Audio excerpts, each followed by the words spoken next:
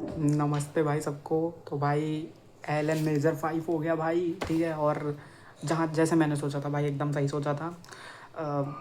आसान आया था, ठीक है। और मैं ये नहीं कह रहा हूँ कि बहुत आसान आया था, बहुत आसान कुछ नहीं था, लेकिन बाकी एलन के पेपर से थोड़ा आसान था। और ख़ास करके जो इससे पहले हुआ था भाई 4 वाला, ठीक है। और मुझे पता चला लोगों के अच्छे नंबर आए हैं। मेरे नंबर बताने से पहले मैं अपना थोड़ा रिव्यू बता दूँ इस पेपर का, ठीक है। पेपर भाई काफ़ी ठीक कह सकते हैं, अच्छा कह सकते हैं। और टाइम पे हो गया था बिल्कुल। मैं एक बात से बहुत रुष्ट हूँ, ठीक है, गुस्सा हूँ कि इन्होंने जो है अपनी अभी पेपर सही नहीं बनाया है भाई। ये 1 2 3 4 से 45 तक करते हैं, उसके बाद फिर से 1 2 3 4 करने लगते हैं ऐसे। और मेरे पास OMR एक पड़ी है जो फालतू, उसमें तो भाई पुरानी है वो भाई, दरअसल तो उसमें 200 तक है। तो वो भरते समय भाई गड़बड़ हो जाती है। तो मैं कह रहा इनको 2 शब्द क्या ही दे सकता हूँ। अब मैं दूसरे OMR निकलवा लूँगा प्रिंट, ठीक है। फ़ोटोकॉपी वगैरह दूसरी ढूंढ के कहीं से कर लेंगे कुछ जुगाड़। और बाकी पेपर भाई बहुत अच्छा हुआ है, ठीक है। बहुत अच्छा तो नहीं कह सकते, ठीक ठीक हुआ है। जितना मैंने सोचा था उससे तो काफ़ी अच्छा हो गया है, काफ़ी ज़्यादा अच्छा हो गया है, ठीक है। नंबर बताने से पहले अभी रुके रहो, ठीक है। मैं और बता देता हूँ पेपर कैसा था। फिजिक्स देखो, फिजिक्स कह सकते हैं भाई ठीक ठीक आई थी, मॉडरेट आई थी। बहुत हार्ड नहीं कह सकते हैं, लेकिन कुछ क्वेश्चन बहुत हार्ड कह सकते हैं जो मुझे लगे। मैं कहूँगा बायोलॉजी काफ़ी ईजी आई थी, ठीक है। और केमिस्ट्री भी ठीक ठीक कह सकते हैं। और देखो भाई, छोड़ा मैंने कुछ नहीं था उसमें बायोलॉजी में, ठीक है। केमिस्ट्री में छोड़ दिया था, फिजिक्स में थोड़े थोड़े छोड़ दिए थे। और केमिस्ट्री में जहाँ तक शायद 2 छोड़े थे मैंने, और बाकी बहुत सारे फिजिक्स में छोड़े थे, करीब 12 क्वेश्चन या 13 क्वेश्चन छोड़े थे। तो नंबर देखो भाई, फिजिक्स में आए हैं 128, ठीक है। कम ही है, ज़्यादा कोई खास नहीं है, लेकिन फिर भी 100 से ऊपर हैं तो मैं थोड़ा खुश हूँ।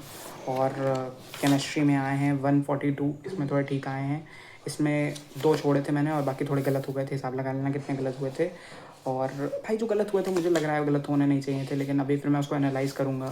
और बायोलॉजी बचा ले गई भाई मुझे, बायोलॉजी में मेरे 345 आए हैं, ठीक है।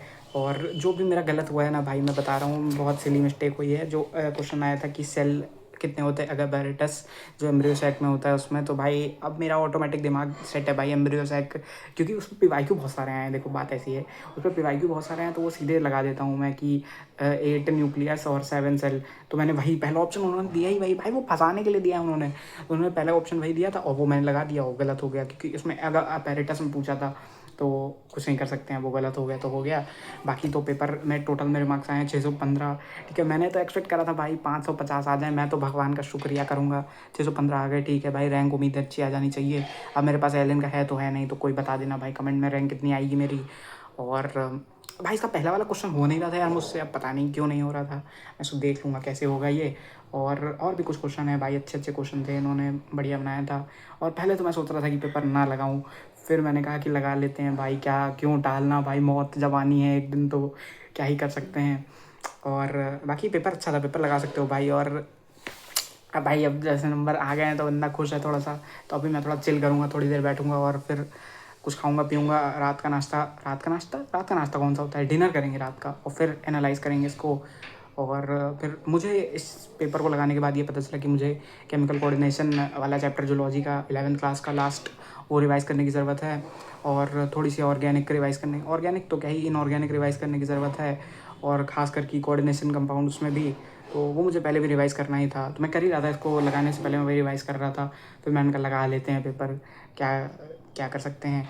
और अब और ये भाई जो खुश हूँ भाई, ये 2 दिन के लिए खुश हूँ, कल तक के लिए शायद। फिर AITS का रिजल्ट आ जाएगा, फिर उसमें मुझे रैंक पता चलेगी, तो खैर मैं क्या ही कर सकता हूँ।